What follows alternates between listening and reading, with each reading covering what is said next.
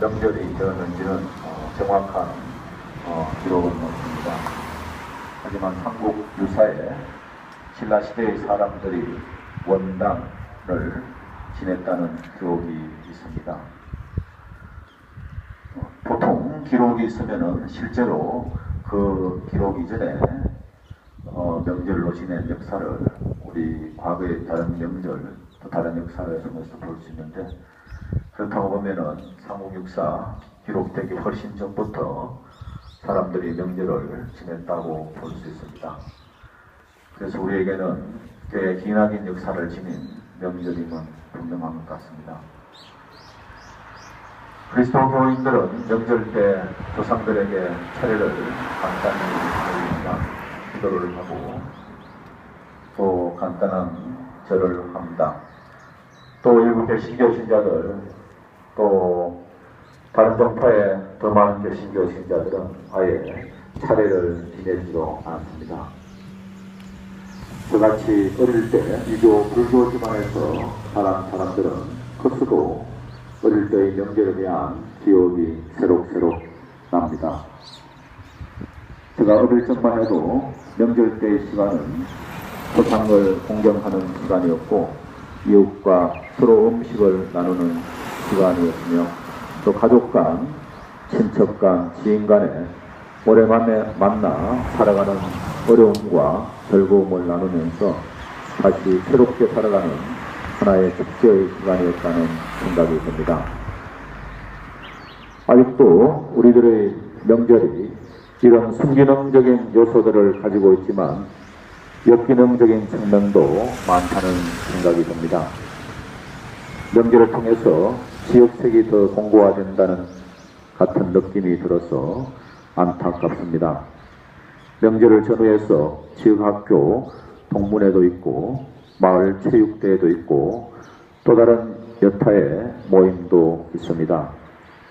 이런 모임들을 통해서 지역 사람들이 뭉치게 되는 것은 좋은 현상인데, 이것이 폐쇄적으로 나타나서 내 지역만 생각하고 남의 지역을 배타적으로 받아들이게끔 하는 현상이 우리나라에서 흔히 나타납니다. 일전에 우리가 알다시피 이왕구 국무총리 후보자 국회 인사 청문회가 있었습니다. 이왕구 씨의 비리를 보니까 과거 어느 국무총리 후보자보다 비리가 많았습니다. 그의 부도덕한 언론관, 거짓말, 부동산 투기, 병력 비리 등 셀 수 없는 비리들이 줄을 이었습니다. 그래서 그분의 고향인 충청도에서조차 30% 사람만이 처음에 지지를 했더랬습니다. 그런데 국회 인사청문회에 충청 향후의 명예회장이란 분이 나타나서 충청에서 국무총리가 나와야 한다라는 말을 했습니다.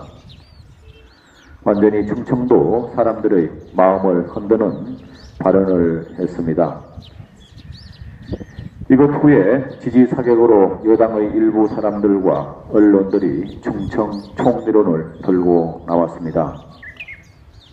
초창기 충청도 사람들로부터 30% 지지밖에 못 받던 이왕구 씨가 나중에는 60%라는 지지를 받게 되었습니다. 또 어떤 충청도에 힘있는 사람은 새정치연합 대통령 후보에게 압력을 넣기 위해 충청도 표가 300만 표이고 출향 인사까지 포함하면 1000만이 된다고 했습니다. 지역표로서 야당 대통령 후보를 협박하는 사건이 터졌던 것입니다.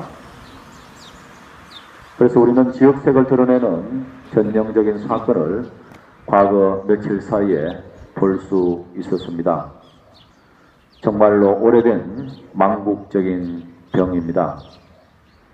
이런 좁은 나라에서 왜 충청도, 전라도, 또 경상도가 갈라져야 하는지 답답한 형국입니다.